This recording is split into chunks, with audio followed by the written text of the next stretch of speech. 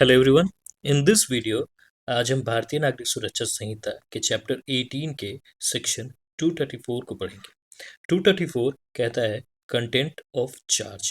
तो सबसे पहले आपको समझना होगा कि चार्ज कहते किसे हैं, फिर आप समझेंगे कि कंटेंट ऑफ चार्ज क्या है। ठीक है, तो इसके लिए एक इंट्रो वीडियो ऑलरेडी चैनल पे अपलोडेड है, जिसमें हमने चार्ज के objective, landmark cases, definitions, charge कहाँ पे लाई करता है क्रिमिनल प्रोसीजर में, ये सारा कुछ इन डिटेल डिस्कस कर रखा है। तो सबसे पहले आप जाके उस वीडियो को देखिए, तब आपको ये जो सेक्शन है वो अच्छे तरीके से समझ में आएगा। ठीक है, तो चलिए वापस से वीडियो पे आते हैं।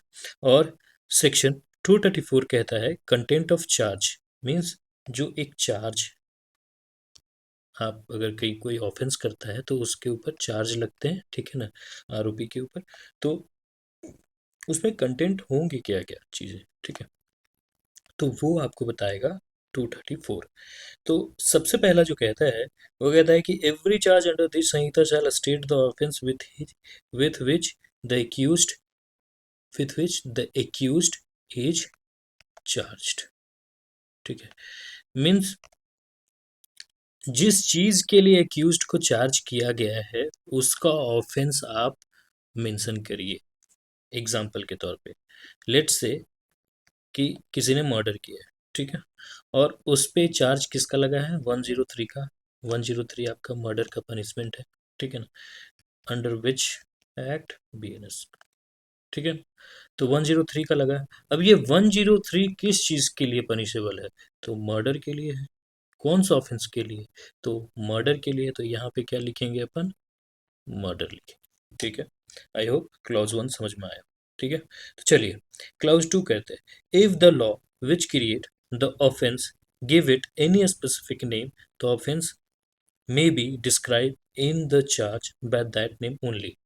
अब ऐसा समझिए कि अगर किसी के ऊपर 103 बीएनएस लग रखा है चार्ज, ये चार्ज है, ठीक है, ये लग रखा है, ठीक है ना, और किसी बुक में मान लीजिए कि इसका कुछ और नाम है, मान लीजिए एक्स वाई जेड नाम है, ठीक है ना, कहीं इसे सॉरी बुक में एक्स वाई जेड नहीं है, कहीं इसे मर्डर को नागालैंड में मान लीजिए कि हत्या को एक्स वाई जेड कहते हैं, ठीक है ना, तो एक्स वाई जेड ना लिख के मर्डर ही लिखेंगे। क्यों, क्योंकि अगर किसी ने मर्डर किया है, मान लीजिए किसी ने मर्डर किया है, तो वो सारी जो लीगलिटीज, मर्डर करने के लिए जितने भी लीगल कंडीशन है वो अगर के फुलफिल करता है, ठीक है ना, तो उस पर मर्डर का चार्ज लगेगा और नाम क्या लिखाएगा, मर्डर ही। ठीक है, यहाँ तक समझ में आ गया होगा। चलिए अब क्लाउज 3 को समझने की कोशिश करते हैं। क्लाउज 3 कहता है कि if the law which create the offence does not give it any specific name, ठीक है ना, मान लीजिए कि बीएनएस में मर्डर के लिए कोई स्पेसिफिक नाम है ही नहीं, ठीक है, तो क्या होगा, so much of the definition of the offence must be stated as to give the accused notice of the matter with which he is charged. तो क्या करेंगे कि अगर बीएनएस में उसका टाइटल नहीं दे रखा है, तो और जज को परेशानी हो रही है कि वो स्पेसिफिक नाम है क्या चीज जिसके लिए हम उसे चार्ज करें, तो क्या करेगी जज कि उसका जो डेफिनेशन है ना उसको उठा के चार्ज में कॉपी पेस्ट करेगी, यहाँ पे मीन्स डेफिनेशन को कॉपी पेस्ट करेगी, ठीक है ना। ओके, लेकिन ध्यान रखने वाली बात यह है कि यहाँ सो मच है, देखिएगा यहाँ पे सो मच लिख रखा है। सो मच का कहने का मतलब यह है कि जितना जरूरत है डिफिनेशन का उतना ही कॉपी पेस्ट करेगी, पूरा का पूरा उठा के करने की आवश्यकता नहीं है। किस चीज के लिए जरूरत है, एक्यूज्ड को नोटिस मिलने के लिए, मीन्स व्हाट, एक्यूज्ड को पता चले कि हाँ भैया इसने किस चीज का क्राइम किया है, कौन सा ऑफेंस किया है। अगर उसे इतना पता चल जाता है तो बस उतना ही डिफिनेशन को उठा के हम मेंशन करेंगे इन द चार्ज, राइट। चलिए अब हम क्लाउज 4 को पढ़ते हैं। क्लाउज 4 कहता है the law and the section of the law against which the offence is said to have been committed shall be mentioned in the charge. ठीक है, कहता है ये कि लॉ एंड द सेक्शन, तो फिर इससे एग्जांपल लेते हैं मर्डर का। ओके, तो मर्डर के लिए मर्डर के लिए मान लीजिए कि आपका है सेक्शन कौन सा है, 103, ठीक है। अब ये 103 है किधर, बीएनएस में, राइट। हो सकता है कि पॉक्सो में भी कोई एक हो, पॉक्सो में भी हो, या कोई भी अदर ये हिंदू मैरिज एक्ट में कोई ऐसा क्राइम हो, बैगेमी हो, ऐसा कुछ भी हो, ठीक है ना। तो वहाँ पे क्या होगा कि आपको चार्जशीट में मेंशन क्या करना है, चार्जशीट में मेंशन करना है, आपको सेक्शन मेंशन करना है और लॉ की बुक का नाम, किस लॉ में वो सेक्शन ऑफेंस मेंशन है, वो मीन्स ये सेक्शन 103 ऑफ बीएनएस, ये आपको मेंशन करना है, ठीक है ना, चार्जशीट में, राइट। चलिए क्लाउज 5 को समझते हैं। क्लाउज 5 कहता है the fact that charge is made is equivalent to a statement that every legal condition required by law to constitute the offense charge was fulfilled in the particular case. Okay, कहने का मतलब ये है कि यहाँ पे जो भी लोग चार्ज फ्रेम कर रहे हैं, ठीक है ना, उनको ऐसा छूट नहीं दे दिया गया कि जो मर्जी है वो आप चार्ज फ्रेम करो, नहीं। अगर आपने मान लीजिए कि रॉबरी का चार्ज फ्रेम किया है, ठीक है ना, तो रॉबरी के लिए जितने भी कंडीशन है ना, वो फुलफिल होने चाहिए कि आपको ग्रीवियस हर्ट, ये फियर ऑफ ग्रीवियस हर्ट होना चाहिए, या फियर ऑफ डेथ होना चाहिए, ठीक है ना, ये सारी चीज़, किसी चीज़ की चोरी होनी चाहिए, तब जाके रॉबरी कहलाएगा।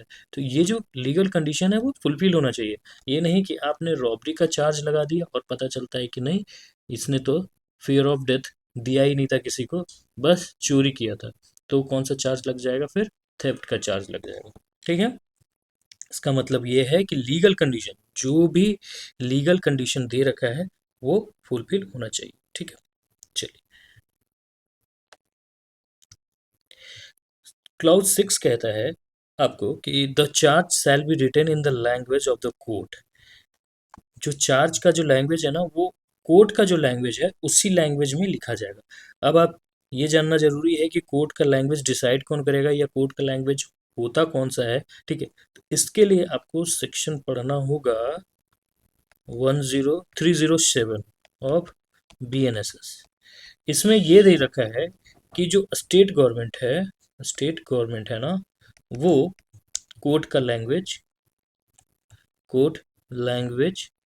डिसाइड करेगी, ठीक है ना, डिसाइड करेगी। लेकिन हाई कोर्ट हाई कोर्ट का नहीं करेगी, ठीक है ना। हाई कोर्ट और सुप्रीम कोर्ट का नहीं करेगी, वो सिर्फ स्टेट के जो डिस्ट्रिक्ट कोर्ट्स हैं या जितने भी कोर्ट हैं उसके लैंग्वेज को डिसाइड करने का पावर किसे दी गया है, कौन डिसाइड करेगा, स्टेट गवर्नमेंट करेगी, ठीक है। चलिए यहाँ तक आपको समझ में आ जाना चाहिए। अब क्लाउज 7 को समझते हैं, ठीक है। क्लाउज 7 कहता है कि if the accused have been previously convicted, मतलब क्या है कि एक एक्यूज्ड है, वो पहले भी जेल जा चुका है, उसके ऊपर पहले भी कन्विक्शन हो चुका है, ठीक है ना। मीन्स मान लीजिए राम जो है वो जेल काट कर बाहर आ चुका है, ठीक है ना। ओके, ऑफ एनी ऑफेंसेस, किसी भी ऑफेंस के लिए, is liable by reason of such previous conviction to enhance the punishment. और कोर्ट को ऐसा लगता है कि जिस चीज के लिए उसको पहले, राम को पहले कन्विक्शन हुआ है, ठीक है ना, और अभी जिसने वो क्राइम किया है, राम ने दोबारा क्राइम किया, ठीक है ना, अभी, और उसको ऑलरेडी पहले से कन्विक्शन हो रखा था, वो जेल से बाहर निकल चुका है और फिर से क्राइम करता है, ठीक है ना, और उसके लिए डिसाइड करना है जज को, तो उसका जो पनिशमेंट है वो इनहेंस कर देगा, मतलब उसका पनिशमेंट बढ़ा देगा। इट मीन्स व्हाट, ये हैबिचुअल ऑफेंडर की बात कह रहा है। इसको एक एग्जांपल तरीके से समझिए, ठीक है ना। लेट्स से कि अंकित नाम का एक लड़का है, ठीक है, वो रेप के चार्ज में कन्विक्टेड होता है, ठीक है, कन्विक्टेड है, राइट, और 10 ईयर्स का इम्प्रिजमेंट वो खत्म करके वो बाहर आ रहा है, ठीक है। और फिर से क्या हुआ, उसने मोलेस्टेशन किया और इसका पनिशमेंट 6 मंथ जनरली, ठीक है। तो क्या होगा, अंकित को मोलेस्टेशन के लिए जज चाहे तो 8 महीने भी कर सकती है, 10 महीने भी कर सकती है, बहुत ज़्यादा नहीं, तो इसका जो पनिशमेंट है वो इनहेंस कर सकती है, उसे बढ़ा सकती है, ठीक है। यही चीज़ कहने की कोशिश कर रहा है आपका क्लॉज 7, ठीक है। तो क्या करेगी, अगर प्रीवियसली कन्विक्टेड है तो क्या होगा कि उसका पनिशमेंट को इन्हेंस कर लिया जाएगा, to punish of a different kind for subsequent. To punish of a different kind का मतलब समझिए ये कि अगर मान लीजिए कि कोई मोलेस्टेशन करता है, ठीक है ना, ओके, उसको अभी एक नया पनिशमेंट ऐड हुआ है अब हमारे बीएनएस में। वो कौन सा है? वो है कम्युनिटी सर्विस, ठीक है, कम्युनिटी सर्विस। ओके, तो मोलेस्टेशन किया किसी ने, मान लीजिए ए ने मोलेस्टेशन किया, तो जज ने उसे कम्युनिटी सर्विस अवार्ड किया, ठीक है। अब ए ने, सॉरी, इस व्यक्ति ने दोबारा मोलेस्टेशन किया, ठीक है ना, दोबारा मोलेस्टेशन किया, तो क्या कम्युनिटी सर्विस अवार्ड करेगी? हाँ, अवार्ड कर सकती है, या तो फिर इम्प्रिजमेंट भी अवार्ड कर सकती है, मतलब इससे बढ़ा के कोई दूसरा पनिशमेंट भी दे सकती है, ठीक है, for subsequent offence. It is intended to prove such previous conviction for the purpose of affecting the punishment which the court may think fit. ये प्रूफ होना चाहिए कि जो प्रीवियस कन्विक्शन है ना, वो जो अभी जो पनिशमेंट दे रहा है उसको अफेक्ट करेगा, ठीक है ना, ये कोर्ट को प्रूफ होना चाहिए, कोर्ट को लगना चाहिए, ठीक है। To award for the subsequent offence the fact that the date and place of the previous conviction shall be stated in the charge, ठीक है ना। अब जो जिस समय चार्ज फ्रेम किया जा रहा है या पनिशमेंट, ये चार्ज फ्रेम किया जा रहा है, वहाँ पे क्या होगा, जो प्रीवियस कन्विक्शन है ना, प्रीवियस कन्विक्शन, उसका क्या मेंशन किया जाएगा? डेट, और क्या है? Date and place of the previous conviction, date और प्लेस चार्ज में मेंशन होना चाहिए, किसका? प्रीवियस कन्विक्शन का, ठीक है ना, जो भी पहले इसने गुनाह करके रखा है, जिसके लिए ये जेल वगैरह जा चुका है, ठीक है। चलिए, अब ये कहता है कि if such statement has been omitted the court में add it at any time before the sentence is passed. और अगर के ये सारी चीज़ें प्रीवियस कन्विक्शन या डेट वगैरह अगर के कोर्ट मिस कर देता है चार्ज में ऐड करने को लेके, तो ये बार सेट है कि सेंटेंस देने से पहले, मान लीजिए कि ट्रायल स्टार्ट हुआ, ठीक है, चार्ज फ्रेम हुआ, और ये जजमेंट आया, फिर सेंटेंस आया, ठीक है ना, तो सेंटेंस देने से पहले जो प्रीवियस कन्विक्शन है उसको चार्ज में ऐड ऑन किया जा सकता है, ठीक है। तो ये है आपका कंप्लीट सेक्शन 234, जिसमें आपको कंटेंट ऑफ चार्जेस के बारे में डील किया गया है कि एक जो चार्ज है उसके अंदर क्या क्या होना इम्पोर्टेंट है, और उसको लीगली, एक चार्ज लीगली कब बन जाता है, जब ये सारी चीज़ें उसमें इंक्लूडेड होंगी। चलिए, अब इनके कुछ इलस्ट्रेशन को पढ़ते हैं, जिनसे सेक्शन 234 और अच्छे तरीके से समझ में आएगा। तो सबसे पहला इलस्ट्रेशन कहता है कि ए चार्ज्ड विथ मर्डर बी, ठीक है ना, ए को जो है वो बी के मर्डर के लिए चार्ज किया गया। This is equivalent to a statement a act fell within the definition of murder given in a specific 100 and 101, ठीक है ना। अब ए ने बी का मर्डर किया, तो ये culpable homicide not amounting to murder हो सकता है, या मर्डर हो सकता है, या मर्डर हो सकता है, मर्डर हो सकता है, ठीक है। दो चीज़ें हो सकती है। अगर आपने बीएनएस पढ़ा होगा तो आपको पता होगा कि कल्पेबल होमिसाइड और मर्डर में क्या क्या डिफरेंसेस है, ठीक है। तो कहता है कि दोनों इक्विवेलेंट, ये सेक्शन को हम 100 कहते हैं और इसे हम 101 कहते हैं बीएनएसएस में, ठीक है ना। That it did not fall within any general exception of the said offense, that it did not fall within any of the five exception to the section 101 thereof, or that it did not fall within the exception 1।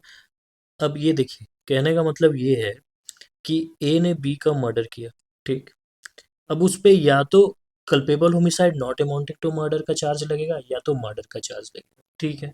अब दोनों में difference क्या है, अगर आप जानते नहीं होंगे तो मैं बता दूं कि अगर कोई व्यक्ति किसी का मर्डर करता है, ठीक है ना, तो वो मर्डर तब तक नहीं कहलाएगा जब तक मर्डर के कुछ एक्सेप्शन दिए हुए हैं, अगर के उसमें वो फॉल कर जाता है, ठीक है। अगर उसमें वो फॉल कर गया तो वो कहलाएगा culpable homicide not amounting to murder, ठीक है, जिसमें थोड़ा लेसर पनिशमेंट है इन कंपेयर टू मर्डर, ठीक है।